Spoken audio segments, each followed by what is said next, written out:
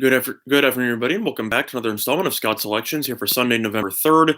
Before we get into today's play of the day, quick recap of what happened yesterday. So, some of you might have forgotten, we actually had three plays yesterday as we ended up giving out a college football game early in the middle of the week between Arkansas State and UL Monroe. So, in addition to the two plays we had yesterday, we also had one play that we gave out during the week. And as a whole, yesterday was very, very average as we ended up going 1-1-1 in our three plays. Arkansas State ended up winning, so that was good as we ended up beating some line movement as that game closed at 3 at some spots and we got it at -2, and Arkansas State ended up winning by 7. Other than that, though, we ended up getting killed with the Wizards as with Towns out of the lineup, the Wizards still didn't show up. They were terrible. I wouldn't back them ever again. That's one of the worst defensive showings I've ever seen. But as a whole, the very upsetting ending of the night, which all of you are probably familiar with, was the push that we had with Memphis against SMU. As Memphis was up 14 late, SMU had 4th and 10 at their own, I think it was like 20-yard line or so. They converted. They had 3rd and goal at the 23, passing interference. They ended up scoring a touchdown with about 2 minutes left. And instead of kicking the extra point, which would have gotten us the win, they ended up going for 2, and they threw it to an offensive lineman for the conversion. So Memphis ended up winning by 6, which got us a push. It's kind of unfortunate because of the fact that the line ended up going up to 6 the day of, and had I gotten it a little bit earlier, I should say, then we would have gotten the win.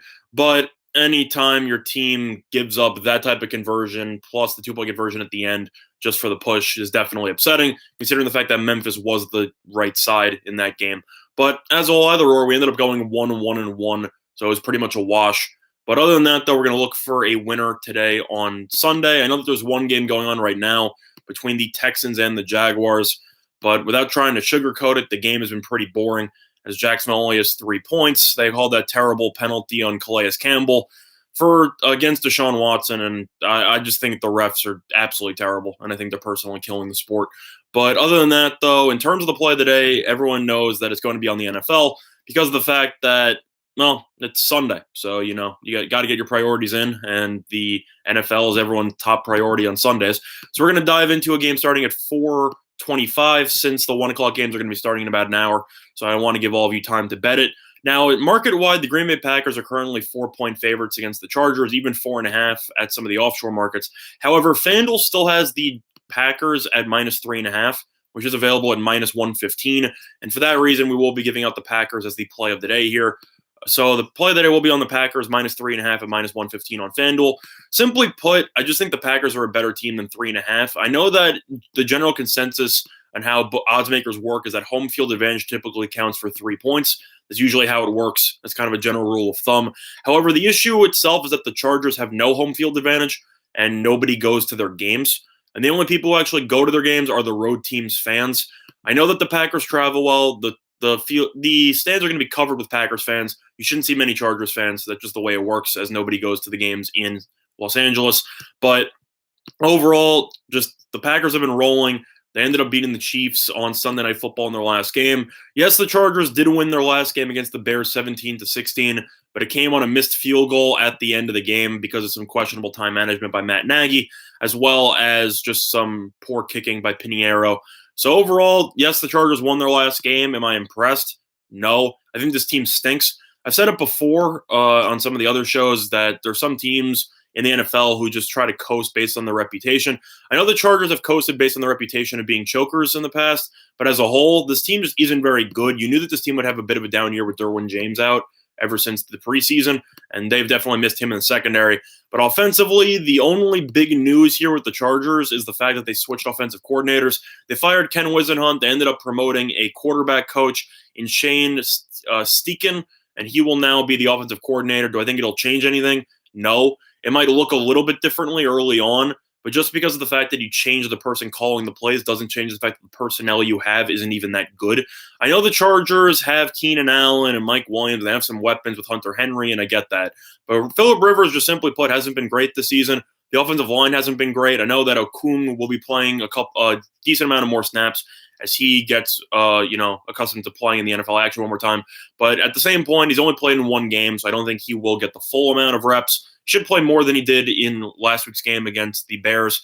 But as a whole, if you look at the Chargers, yes, they have Melvin Gordon back. I think they were better off with Eckler as their number one running back, and I think Gordon's a little bit overrated. But as a whole, Green Bay, even after the Chiefs game, they've actually gotten better as star receiver Davante Adams is expected to play today. So not only is Green Bay going to be using its, very potent offense, using Aaron Jones as well as Jamal Williams with the running backs, but they're finally getting their number one receiver back in the passing game with Davante Adams. You throw him together, you move everybody else down to the normal spot in terms of the receivers. Plus, their secondary's healthy with Savage back in the lineup. Their pass rush has been decent this season. I think the one area the Chargers are actually better than the Packers in is pass rush. Other than that, I think the Packers are better in every single other aspect of the game. And I think that 3.5 is just too low of a spread. If you look at the actual fact that home field advantage doesn't exist for Charger games, I think that this line is a little bit small. I think Green Bay should be a 4-point or 5-point favorite. So for that reason, I will take the value at minus 115 with the Packers at minus 3.5 on FanDuel, and that will be the play of the day. Now, in terms of the leans on the betting card here, I'll cover all the games because why not? Even though a decent amount of them start at 1 o'clock.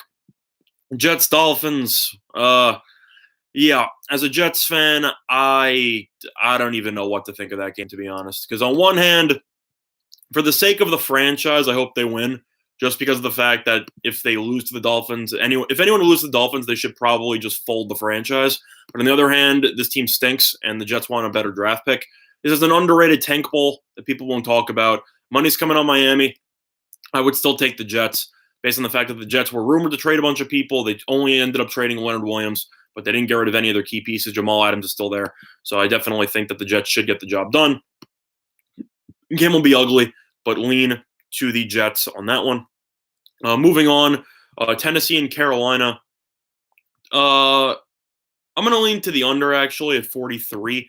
I know that money's coming towards the over from 40 to 43, but at the same point, after such an embarrassing showing by Carolina last week on both sides of the ball, especially on defense, giving up 51 points, I think Carolina will come out more focused. Has he played well for the Titans? Yeah, he's played pretty well, but as a whole, I'm not sold on Tannehill by any means. And Kyle Allen has looked okay.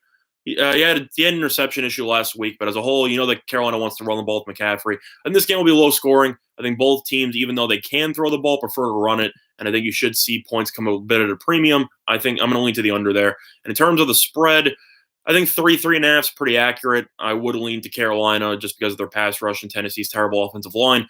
But as a whole, small lean to Carolina, lean to the under. Other than that, though, next game is on between the Eagles and the Bears. Eagles have been bet up from -3 to -5. And for me, I have to lean to Philly once again. I know that Chicago might look attractive as an underdog because of their defense, but as a whole, the team's just Chicago's just bad. There's no way to put it. Trubisky is not an NFL quarterback. I've said that numerous times. I thought the Bears were stupid when they drafted him, and I think that they're just holding on to him because they don't want to admit the fact that they made a key mistake. I expect him to move on during the offseason, but as a whole, I would never back Trubisky at this point. He's absolutely terrible. Philadelphia does a good job at stopping the run, which is what Chicago looked to do with Montgomery after going for 100-plus yards last week. Other than that, though, Philly's defense definitely stepped up after a solid performance against the Bills last week. Now they return home. I think Wentz will struggle a bit, but the Eagles' offensive line is pretty solid. I think that Eagles have a decent running game. And Chicago has had some issues with physical offensive fronts and the running game this season. So I think Philadelphia should win this game by a touchdown. Lean to Chicago in that one. Moving on, Minnesota and Kansas City. Minnesota went by -4. They're currently up to -5.5. Most of that has to do with the fact that Patrick Mahomes officially been announced that he will not be playing in this game. Adam Thielen is expected to play for the Vikings in this one as well. However, in terms of the actual game, I actually lean to Kansas City. I think this is a bit of an overcorrection. I didn't expect Mahomes to play at all. Matt Moore actually looked decent last week against the Packers. And if you want to bet on Kirk Cousins in a hostile environment, you can because he's been pretty good lately. But I still am a little bit skeptical. I think Minnesota should win this game, but I definitely think Kansas City is a better team than advertised. I don't think Matt Moore has been as bad as people are claiming he might have been. I think he's been okay, at least in relief. Of course, he's no Patrick Mahomes. I'm not going to get carried away or anything. But at the same point, I just think Minnesota is not good enough to be 5.5 point favorites on the road. I think Minnesota should win this game by about 3. I think this game should be close, but lean to Kansas City on that one. Moving on, you have Washington versus Buffalo. Buffalo has been bet up from -10 to -11, and the over-under has been bet up from 36.5 to 37. There's no way I'm taking the over with Dwayne Haskins at quarterback. If you've seen him play in relief this season, he has been absolutely terrible, and I think Washington will struggle to move the ball with him on offense. However, Buffalo, I still don't like because of the fact that I just don't think Josh Allen's that good. Washington's defense actually looked pretty good the last couple of weeks against Minnesota, and I'm drawing a blank on and San Francisco, the last two games that they ended up playing. They've looked pretty good. I think this game will be very low scoring. I think this game will be boring. I would recommend not watching this game at all. But in terms of the actual game itself, it's going to be pretty windy, 16-mile-an-hour winds, give or take. I would lean to the under, as I think that both teams, with their inaccurate quarterbacks and the conditions, I think that you will see a low-scoring game. I think Washington will score roughly 10 to 13 points. I think the Bills should win, but I think it will be pretty ugly. And I think that the under is the way to go in that one. I'm moving on. Pittsburgh and Indianapolis meeting up in this one. I'm actually going to lean to the Colts here. I know Pittsburgh is at home, and I know that they looked okay against the Dolphins on Monday night. I wouldn't say they looked good as they fell behind 14-0 early in the Mike Tomlin special. I'm going to play down to my opponent type of maneuver. But as a whole, I don't really know why money's coming on Pittsburgh here. James Conner is doubtful. He's not going to play, in my opinion. And you're looking at Jalen Samuel being the running back. No offense to Samuel. I think he's okay, but he's no James Conner. And Pittsburgh's offensive lines have had some issues. Indianapolis definitely did not look great against Denver last week. I think they will bounce back with a solid performance. I just think the Colts are a better overall team. I don't think the Steelers are that good. Their pass rush is pretty good. Other than that, their defense, Minkah Fitzpatrick has been very solid since he joined the team. But Mason Rudolph, I'm not a fan of. They have no running game now. The receivers aren't that great besides Juju. And overall, the offensive line hasn't been good either. The defensive line's been good. The linebackers haven't been that great. I just think the Colts have a better overall team, and for that reason, I'll lean to the Colts on that one.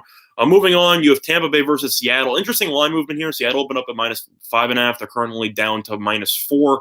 So I feel like Tampa Bay is a potential live dog to win this game just because of the fact that the line movement has changed. But I will never put that much faith in Jameis Winston in Seattle. I think Seattle will win this game. Do I think it'll be close? Yes. Do I think it'll be an entertaining game? Yes. I'd lean to the over 51. I think if Tampa Bay is going to cover this spread, I think it will go over the total because I think Tampa Bay will turn the ball over a couple times. Their passing defense has not been great, and I think that Russell Wilson will do whatever he can to drop at least 30 against Tampa Bay.